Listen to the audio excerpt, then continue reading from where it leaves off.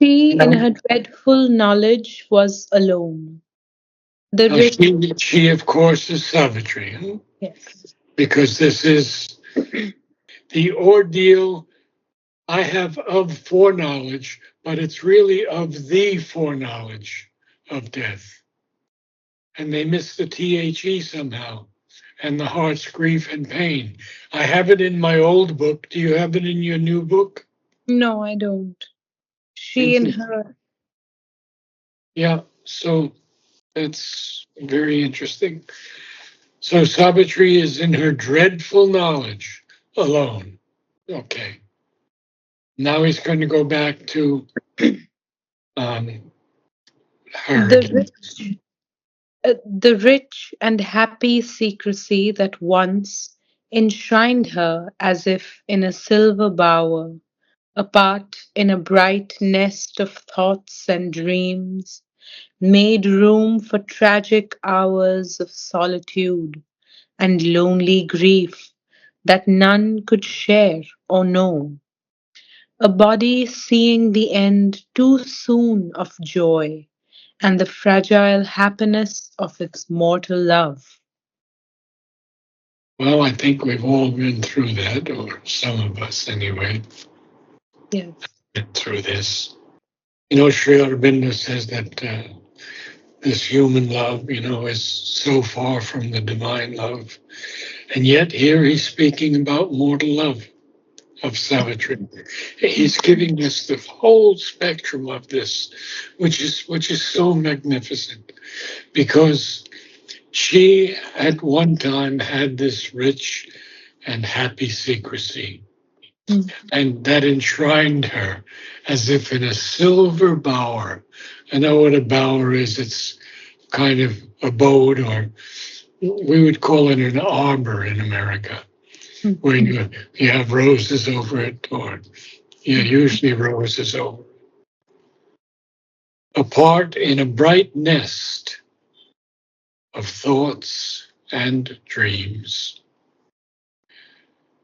So that was as it was, but now it's made room for tragic hours of solitude and lonely grief that none could share or know.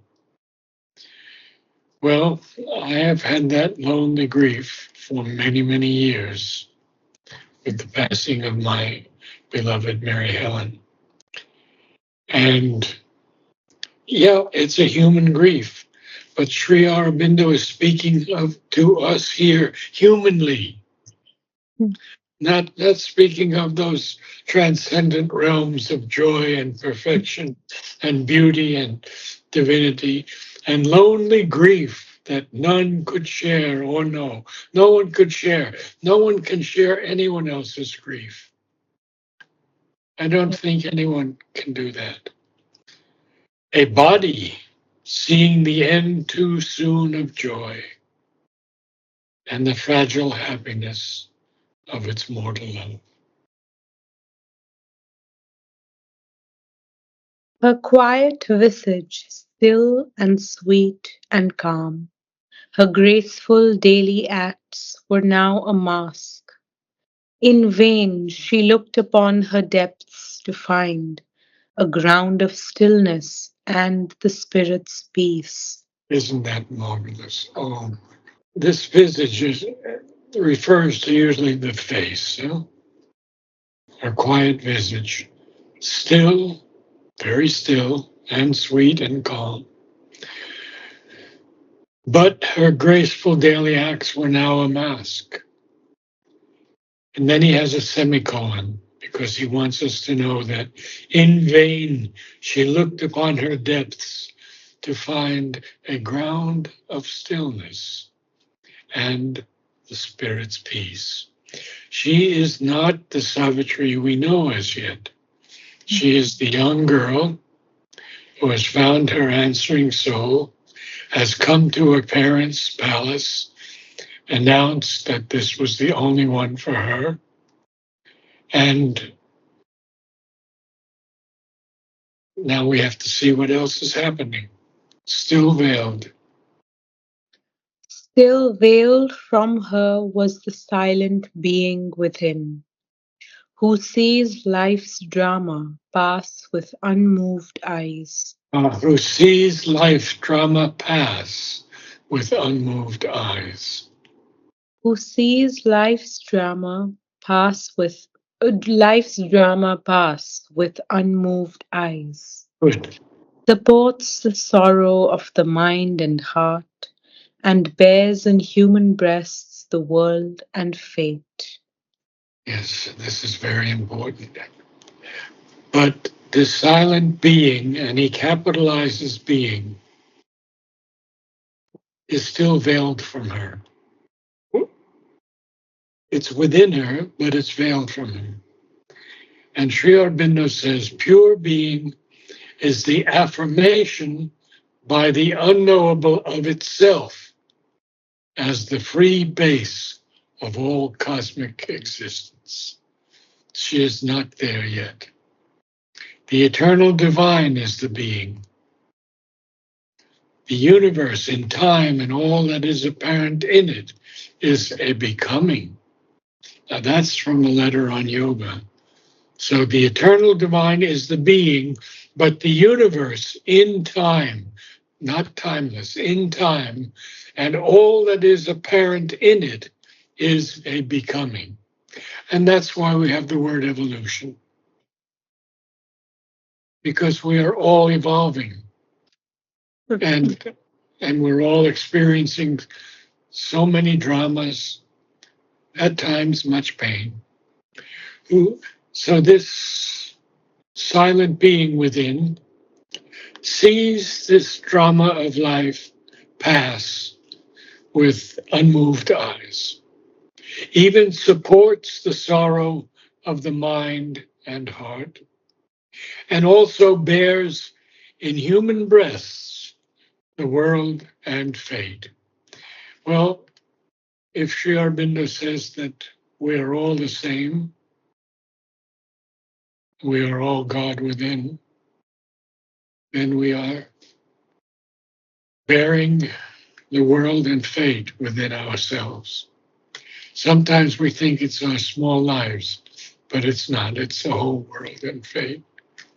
I mean, I read every day what's happening with Israel, Hamas, Russia, Ukraine, all these different countries.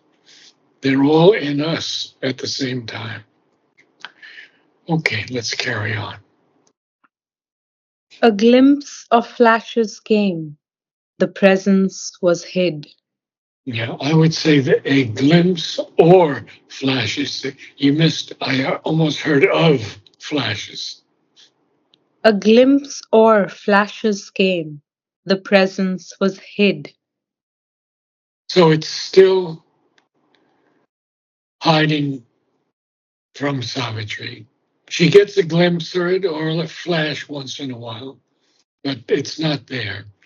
And just a couple lines from a letter on yoga by Sri Aurobindo. It is intended by the word presence to indicate the sense and perception of the divine as a being, as felt as present in one's existence and consciousness, or in relation with it, without the necessity of any further qualification or description. It's very clear. So, the word presence to indicate the feeling of the divine as a being with so important. Now, continuing. Only Only her violent heart and passionate will were pushed out in front to meet the immutable doom. you have pushed That, out. yes, pushed in. I'm sorry, pushed in. In Oh, front. I'm sorry. only Only her her violent. violent heart and passionate will were pushed in front to meet the immutable doom. Defenseless, nude, bound to her human lot, they had no means to act, no way to save. Yes, because when we are in the ignorance, as she still is, even though she's beautiful, even though she's young and very wise, she still has a violent heart and a passionate will. And they are what she pushes in front to meet this death of Satyavan. But she's defenseless, she's nude, she's bound to her human lot. Therefore, there's no possibility that there are any means to act, no way to save. These she controlled. Nothing was shown outside. She was still to them the child they knew and loved, the sorrowing woman they saw not within.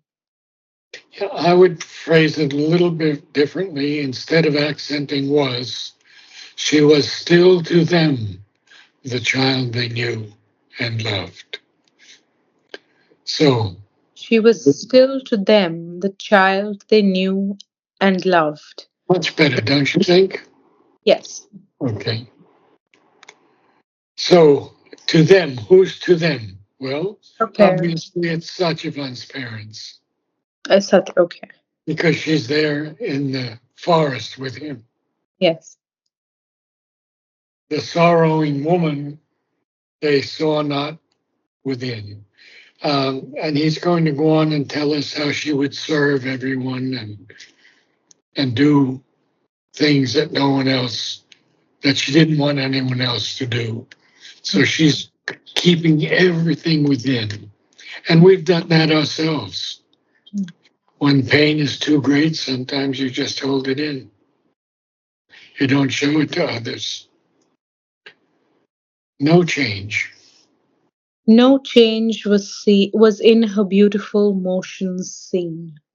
A worshipped empress, all once vied to serve, she made herself the diligent serf of all, nor spared the labor of broom and jar and well, or close gentle tending, or to heap the fire of altar and kitchen, no slight task allowed to others that her woman's strength might do.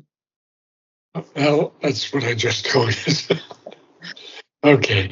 I think CLOSE is close, not close. Close. Okay. So, Or close, gentle tending, or to heap the fire. Okay. good. So there's no change seen in her beautiful. Obviously, her emotions were very, very beautiful. She was a worshipped empress, all once vied to serve. Once means her parents, her family, the palace, and Satyavan's family. She made herself the diligent serf of all. Diligent is, of course, a persevering person, one who serves others. Serf is the lowest member of the feudal class, just above a slave. Sometimes serfs had to work to in return to get a bondage or servitude lifted from them.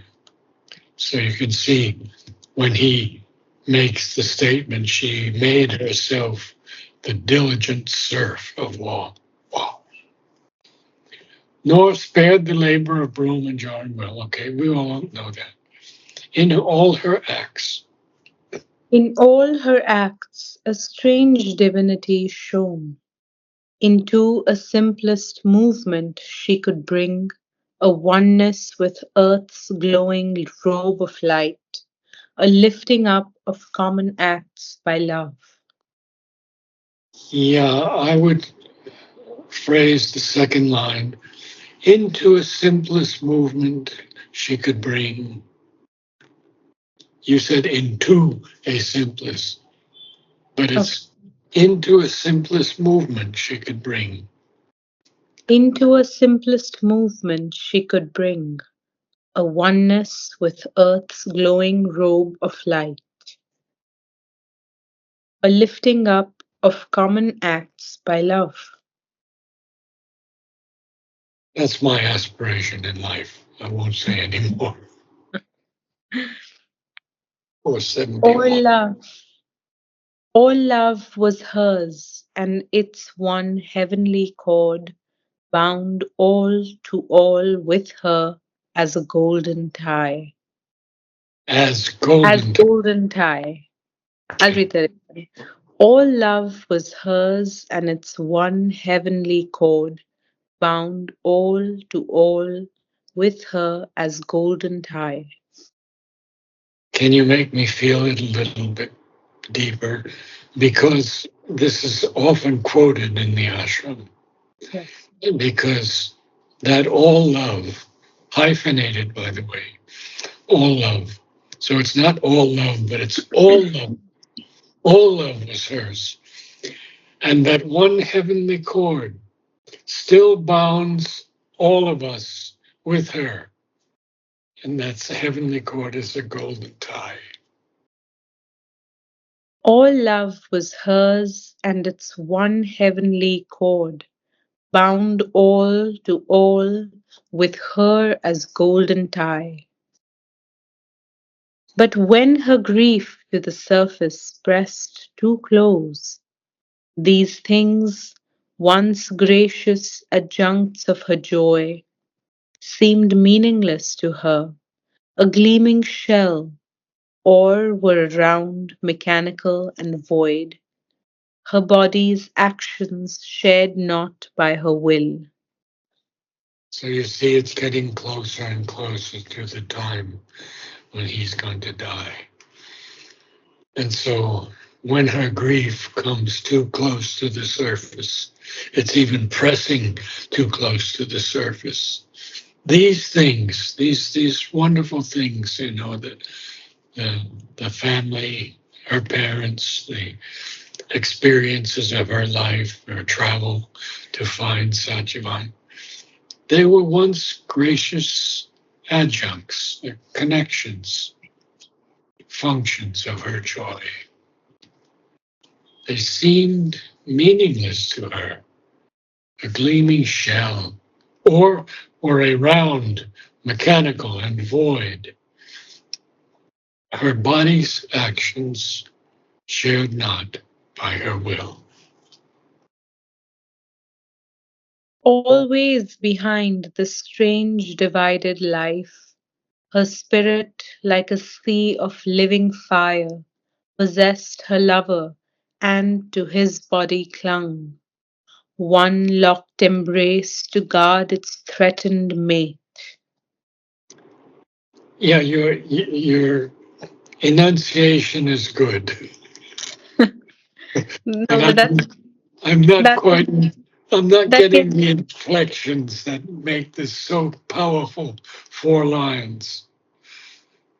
always behind the strange divided life, her spirit like a sea of living fire, possessed her lover and to his body clung. One locked embrace to guard its threatened mate. Better, better. So now we're on the physical plane quite clearly. There's no spiritual uh, discussion here. Her spirit is like a sea of living fire, but not her soul. Her being, her nature now is like a sea of living fire. And it possesses Sachiran, clings to his body, one locked embrace to guard its threatened mate. Now, there is so much more of such beauty. I'd like you to read a little. At night she woke through the slow, silent hours. Now I have all night. At night, in this it's at night. Interesting, interesting. At night she woke through the slow, silent hours, brooding on the treasure of his bosom and face, hung over the sleep-bound sleep of his brow, or Look at lay the sleep of his brow, not beauty of his brow. I think hung the O. over the I think sleep-bound I think beauty. it threw you. The OER threw Yes, you. yes. Hung or. Or, okay. So Hung it's or, over. It's over, but it's yes, contracted to make one beat. okay. So Hung it's o'er or. the treasure, see, hung o'er the sleep bound My beauty beauty of of his his brow. brow. Okay, Hung o'er the sleep-bound beauty of his brow, or laid her burning cheek upon his feet.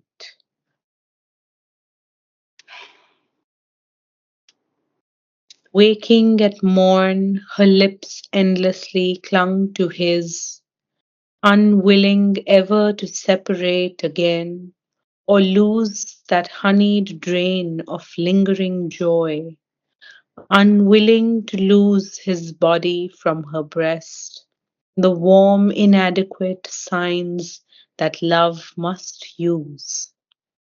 so beautiful, so very beautiful. So she doesn't want to separate from him again because she knows that if she does, death will come and take him. So she wakes at morn and her lips cling to his, unwilling ever to separate again or lose that honeyed drain of lingering joy. We both have known that in our loves. Unwilling to loose his body from her breast, the warm, inadequate signs that love must use. Sri Aurobindo. Nothing more beautiful. Okay, I think we can go just, uh, yeah, we'll go about six more lines. Okay. Intolerant of the poverty of time, her passion catching at the fugitive hours, willed the expense of centuries in one day, of prodigal love and the surf of ecstasy. Or else she strove, even in mortal time, to build a little room for timelessness by the deep union of two human lives, her soul secluded, shut into his soul. And that's about it because I got my next student. So we want to start now. She's a young girl. We must remember that. And she's not tolerant at all of this poverty of time, which means she doesn't have much time left till he goes. And so her passion is catching at these fleeing hours, and it wills the expense of centuries in one day. Extraordinary line of one day of what? Of prodigal love and the surf. Did you say surf? I didn't Yes, quite hear it. yes, And sir. the surf of ecstasy. Or else she strove, even in mortal time, to build a little room for timelessness by the deep union of two human lives, her soul secluded, shut into his soul. So you'll have to read sort of everything and then we'll, Yes. I have to go back to 470. Okay. Ready? She, in her dreadful knowledge, was alone. The rich and happy secrecy that once enshrined her as if in a silver bower, apart in a bright nest of thoughts and dreams, made room for tragic hours of solitude and lonely grief that none could share or know. a body seeing the end too soon of joy and the fragile happiness of its mortal love.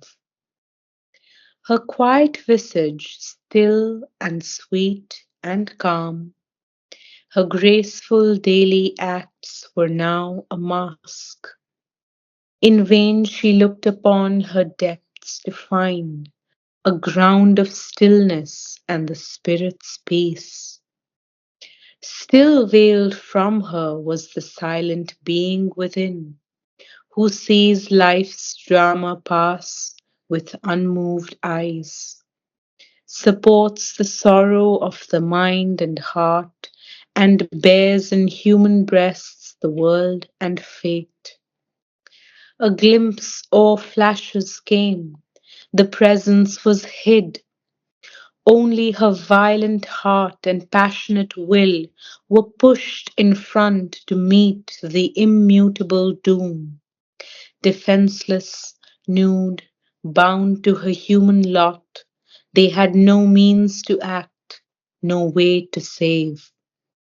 These she controlled, nothing was shown outside.